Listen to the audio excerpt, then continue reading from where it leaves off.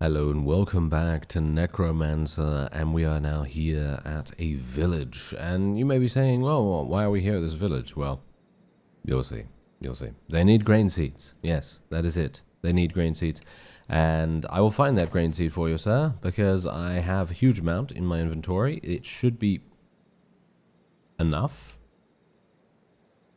Well, apparently it's not enough. Okay, interesting, interesting. Anyway, I have finally reached the goal. Yes, I finally reached the goal of our renown. And as you can see, we can't actually recruit anyone. Yeah. I think the reason why we can't recruit anyone is because I'm not a vassal. I'm not entirely sure if that is indeed the case. But for me specifically, I believe it is. I don't know. I couldn't find any documentation surrounding that.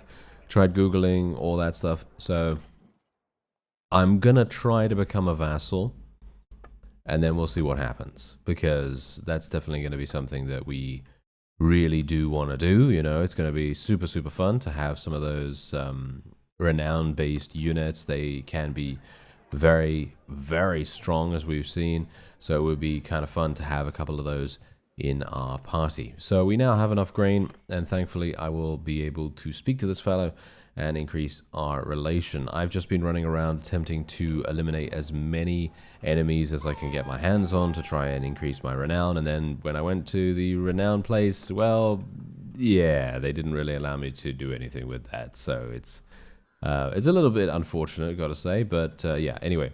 Sylvania, let's go and speak to this guy. Let's send a messenger to him, and we will become a vassal if possible. Now, bear in mind that obviously becoming a vassal is going to reduce the amount of, shall we say, the amount of income that we're going to get. So we are going to have to be a little bit more aggressive, possibly. A little bit more aggressive, and try to tackle more and more enemy units as we go. And yes, I'm not entirely sure if I will be creating my own faction in this particular series. If the opportunity arises, then I would be perfectly happy to do that, of course. I mean, that's going to be a lot of fun, right? But I'm not sure if we can actually survive. You've seen the power of some of these armies, and creating our own faction would basically make it so that we are by ourselves, and I would scarcely have enough units to be able to create parties from my companions as well. So that is going to be something to bear in mind too. I can't just, you know, whip up 100 units for each army. That's just going to be, it's going to be very, very difficult for me to do that. So I'm going to try and do Wind of Death right there. We had some, well, we hit a couple, but obviously this particular party that we're fighting at the moment is not very strong, so we should have a pretty easy time of things here. And I'm going to get out my polearm and just try and eliminate some of these guys. Look at this amazing horse this guy's riding, whatever. Yes, you get my point. You know what I mean. So thankfully we can take him out. I'm actually surprised that his horse died so fast, because he really, I think he took a couch lance actually to the face. That definitely makes a big, big difference to your HP. I can speak from experience on that. Oh, yes. Anyway, seems like that is indeed a victory for us. I can just speed up the rest of it. And there we have it. Okay, so otherwise, what I've done is I've gone through some of the scrolls as well. I've actually purchased some more scrolls. I have already read them, and they increased my... what did they increase now? They increased my polearm skill, I believe. My polearm skill, my one-handed skill, and I think a little bit of scouting as well. And obviously, it can get very expensive, so I can't just randomly, you know, do whatever with these things. You know, I have to kind of be a bit careful about that, because at the moment I'm not really rolling in money. It may seem like I have a pretty decent amount, but that money can go in a flash, very, very quick, for it to just be expended on random stuff. And I was actually trying to save up a little bit as well, because I thought to myself, oh, I'm definitely going to have the ability to recruit the renowned people, but you can see here that we can't currently do that. So as I said, I feel like we probably need to become a vassal for us to gain access to those things. And that would make sense because, let's face it, a mercenary having access to the renown units, that's probably, you know, that's probably not going to work, right? That's probably not going to work. So anyway, we're just going to move on over here. And I think what I'd like to do is go to that neutral town, because I don't think we've ever had the Empire be neutral, or any of the factions be neutral. So it would be quite fun to actually see if we can buy some new spells from there, or buy some new scrolls potentially, or maybe get a quest or something like that. I'm not entirely sure, because I know that generally we already have, you know, thank you, by the way, to the modding team member that has been providing a lot of information in regards to the Magisters and all that wonderful stuff, because, well, I mean, in regards to everything, basically, but in this, you know, specific case that I'm referencing right now, being able to learn additional spell schools, because I know that in the previous episode I said, hey, how do I learn more schools of magic? Well, obviously, I can't learn anything more. No, I can't learn anything more, because I am a pesky human. But, yeah, you would be able to learn other things if you only learned one thing beforehand. So, for example, if you just had minor magic, then you might be able to learn more after that. Then vampires obviously can learn, well, they can learn 2, I believe. They can learn 2 lore, and that's exactly what they do. So, unfortunately, it doesn't seem as though this guy has anything for us. I'm wondering whether he has anything. There's a lot of charm skill here, by the way. There's a lot of charm skill. I don't think he has anything different. No. He has exactly the same scrolls. Okay, well, that is absolutely fine. No problem at all there. So, yeah. Anyway, we're just going to move on. I did train my units in a couple more spells as well. That might be the reason why you're seeing me with not that much in the way of money, because obviously before I think I had 128,000, but then obviously we spent a lot of that actually doing quite a bit of leveling up and training for our necromancers and vampires and all that wonderful stuff. So it is a big currency sink, which I gotta say I actually welcome quite a bit, because as I said before, and I think in a previous episode of this series, if you don't have any ways of spending money in the late game, or generally in any part of the game, you're just going to accrue that money until the end of days.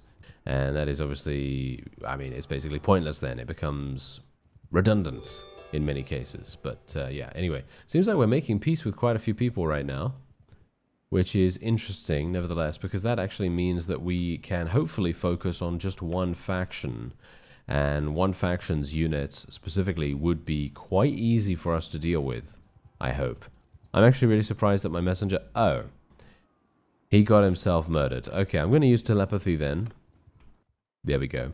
Because obviously my messenger is not going to reach him if he is wounded. So let me see here. Can I...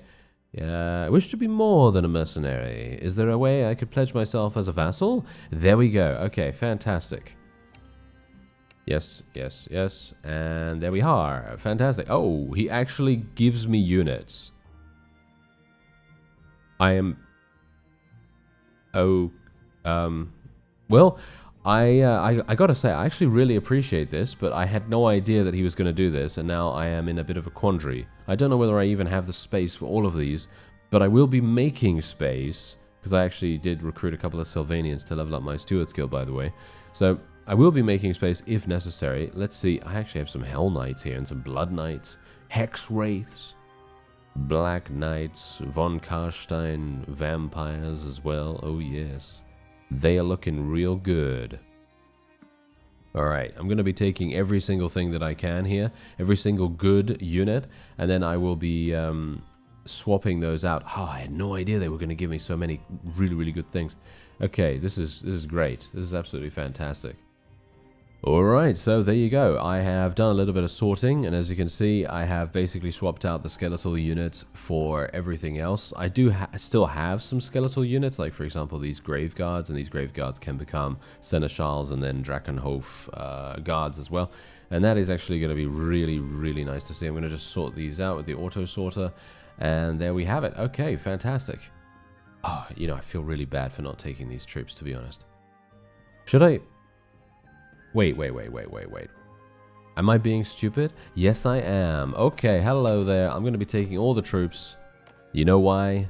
Oh, yes, you know why. We're going to be creating our very own party, because now that I am a vassal, I do have the ability to create my very own army.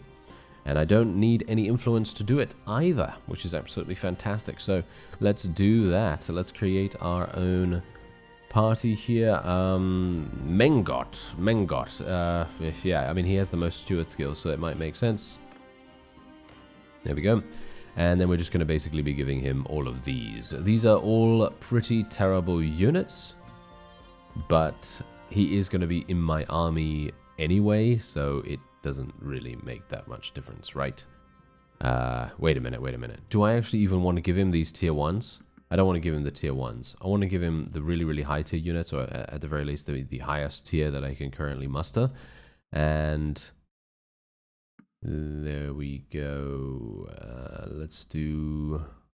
He only has a very small amount of space, which is really unfortunate, to be honest, but can't do much about that. All right, so there you go. He has now 80. I still have way too much. So I'm going to be creating another party. He actually has 109. What? He has 195. Wait a minute. He has 195? Well, you know what? I'm just going to leave that. And we're going to create another one here. Malawan.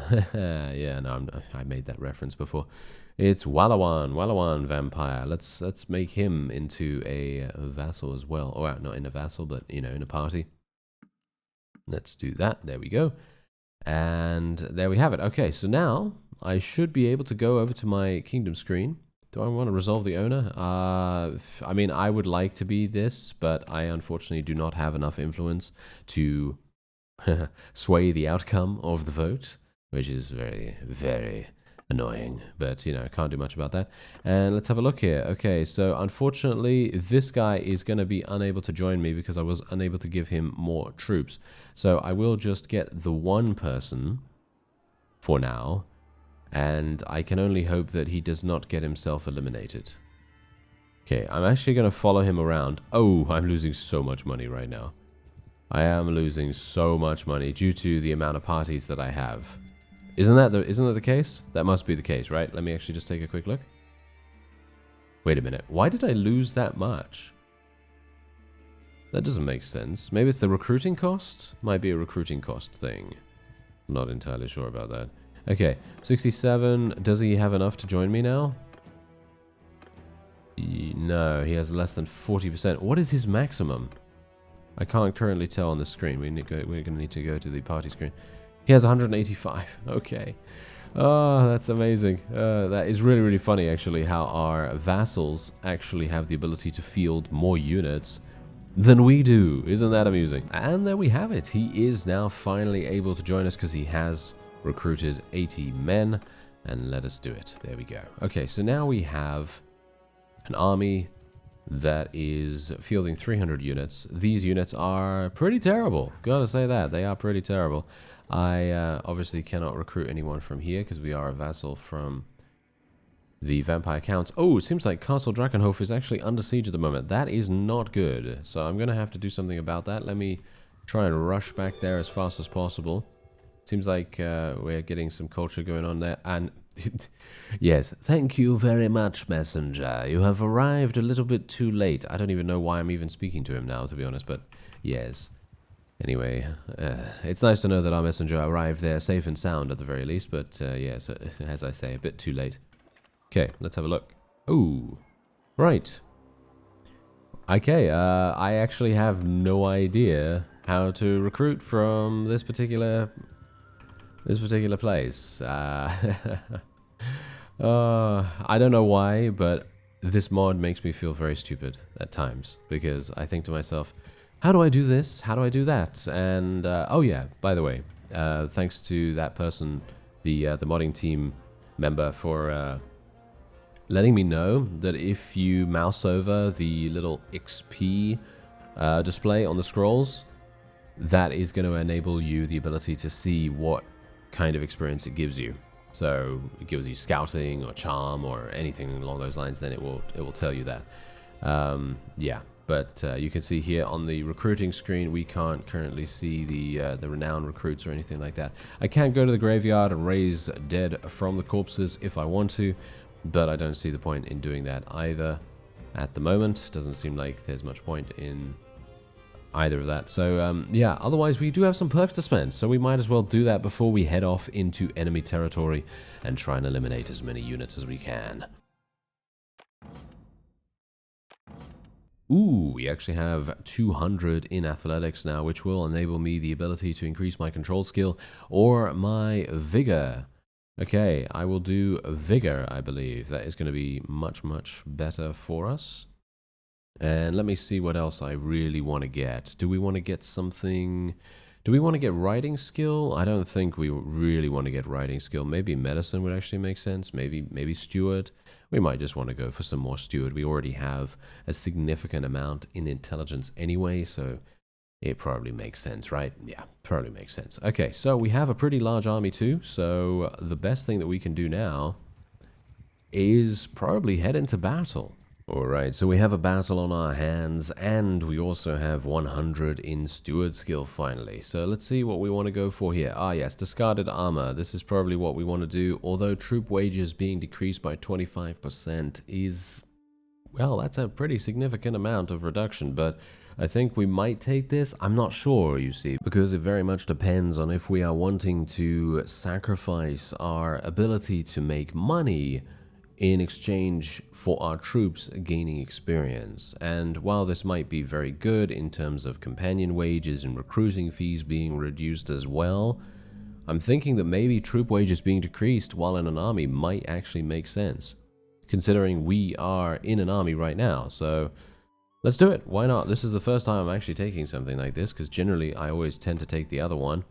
But this time around, I feel like this is probably a better option. Let's see what happens with it, at the very least. And we can now get our formation of archers. Our 2 archers. Yes, yes. Very good, very good.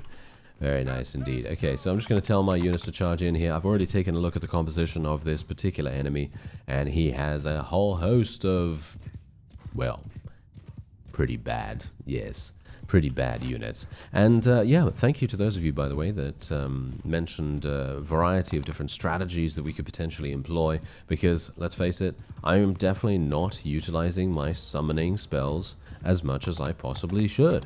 And that means that's exactly what I'm going to do now. We're going to employ these a little bit here.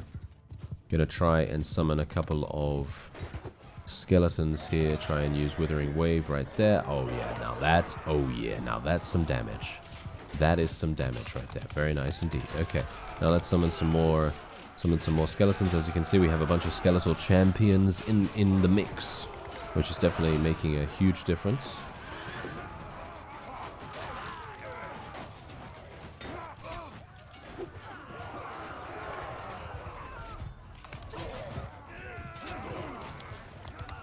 And yes, I did hit some of my own troops, but yeah, I think it was kind of worth it, right?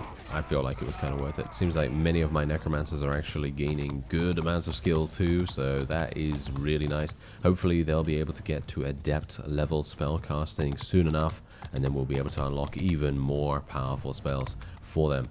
And we did actually end up losing quite a few units. Actually, only summoned units, never mind. Only summoned units, nothing really to write home about there. And we'll take him prisoner. This guy actually seems like a pretty strong adversary, so I'm pretty happy to take him prisoner here. And we're going to be leaving our troops, the rescue troops, because, well, we have a bunch of people in our army, and they can probably make better use of them than I can. So that's exactly why we're going to do that. Anyway, let's now make a way over to Mr. Johan here. Maybe he's actually going to do... Maybe he's going to do something here in this siege. And if he doesn't do anything, we're going to try to assist him the best we can. Now, let's just take a quick look at our party here real fast. Make sure that everyone has leveled up. Aha, hello there, hello. Okay, let's take a look-see. This guy is not looking real good. This guy's looking a little bit scary, so I'm actually going to try and attack both of these at the same time. Ooh, now here we go. We're getting into the bigger fights now. 174 troops the enemy has available. We still beat them in terms of combat strength, but obviously that doesn't really... I don't know. That's very, very dependent on a couple of factors. Anyway, we're going to make this guy, I guess, the leader. Is there anyone that's actually not on a horse? Whoa, these White Kings have amazing amounts of one-handed skill. These guys should be the fellows that lead those. That's going to be so incredibly important. Okay, very good. Should have probably done that way before. Made sure that our formations were being led by decent commanders, because they're always going to have some kind of perk that will make our units just a little bit better, that will maybe get us a kill or two more per unit, and in which case that's going to sway the... well, it's going to sway the course of battle in our favor even further, which is definitely something we want to do. Alright, once again, we want to try for a bit of an interesting thing going on here. So I'm going to try and see if I can summon some skeletons in the back. Oh dear, that is not what I intended to do, but hopefully it's going to hit some. It actually hit quite a few. A few more than I anticipated, but yeah, that is not what I wanted to do. Okay, let's just do Withering Wave right here. Not bad, not bad. It's actually doing some pretty nice work right there. It killed one of the Preceptor Knights, which I gotta say, oh yeah, we definitely want to eliminate those as best we can. Those are some scary, scary units. Now let me see, what else do I have available here? I'm not sure if... I can't see my mana at the moment because the amount of skill ups that my companions are getting are covering it. I think I have 20-something, 29 I think. So I can use Withering Wave once again, or I can use Wind of Death once more. I think I will probably use Wind of Death, but I am now running in here like an absolute imbecile. And I probably want to run away from there just a real quick second before I start using this. Although now many of my cavalry are actually starting to get involved in the battle. So I guess I'm just going to get out my bonk stick, which is now what I am calling it. Yes, my polearm, in other words. Yeah, I mean, it makes a bonk sound, doesn't it? So it's kind of accurate, right? Kind of accurate. Just a little bit. Just a little bit. And we're going to get some decent skill from this as well. I feel like I should probably be using my polearm just that little bit more, because leveling up is going to gain us significant attribute gains as well. You know, I mean, obviously every single level we get, we're going to have, well, every 2 levels we're going to get an attribute point. And I mean, that's probably pretty important. Anyway, we'll speed things up, and there we have it. Yeah, look at that. That is really, really nice. Yeah, this new strategy is definitely working much, much better than before. So in other words, utilizing the variety that we have in our necromancy is making all the difference in the world, because we're going to be able to do all kinds of things. We're going to be able to summon these skeletons as a distraction. Even if they don't kill anything, they're going to distract the opponent enough for us to be able to make our very own kills and set up all of our wonderful, wonderful tactics. And we are gaining some pretty nice money too. And who's this? Hello there. Well, it seems like we've leveled up, just like I said. And it seems like we might want to level something up like, I don't know, probably Steward, right? Yes, probably Steward. And then we're going to get another point in intelligence, and that is going to be our final point in intelligence right there. So that's going to increase our maximum magic capacity as well, so that's going to be really nice. And I'm very much hoping that my friend Johan here is actually going to be attempting to take the town and is possibly going to be successful. Oh dear, there's a lot of vassals in the area. This is really, really... oh no, oh dear. Okay, yeah, he's dead. Yep, he is dead. I was literally wondering when that really large army was going to be coming out of nowhere, and boom, there it was. Okay, yeah, well, that put paid to that, didn't it? Poor Johan. I can't do anything to save him, unfortunately. I mean, generally, I might be able to, but in these kinds of cases, I feel like the enemy having so many units is going to be extremely difficult for me to deal with. Anyway, we're going to ransom our prisoners once again here, because we do have a prisoner of, well, we have a lord or two, I believe. And we're also going to be selling our loot. Look at that, 26,000, 35,000 from this. pretty significant. We're going to need it, after all. We are definitely going to need it, so yeah. Anyway, I think that's probably going to be it for this episode, as we have now become a vassal. We now have a more, shall we say, solid view of the world, and we know exactly who our enemies are and who our allies are, of course. And we're going to try and push for our forces to hopefully gain some ground, because it feels to me like we're just losing territory all the time here. Should I say that I want this? Is this a town, actually? I have no idea what this is. Wait a minute. What is it called again? I can't even remember the name of this. Okay, there we go. Let's have a look-see. It is a castle? I can't tell. It's a I think it's a castle. Right? Yeah, it seems like a castle to me. So maybe it would make sense to just take it, because then we can recruit units from there, we can place units in the garrison there, and so on and so forth. So I'm thinking maybe yes. So let's do it. Why not? Let's spend 100 influence to get a castle. And then we can always place units inside the garrison. We can take refuge in there. I have no idea where it is, by the way. Oh, it's all the way... Well... yeah, that's not particularly good, is it? No, that's not particularly good. It's all the way in enemy territory, of course. I really should have... I really should have known, shouldn't I? Yes, I really should have known. Anyway, yes, that will be it for this episode. We now have a castle as well, so I'm going to hopefully have the opportunity to defend it against any kind of invasion. I thank you very much for watching, and I'll see you next time.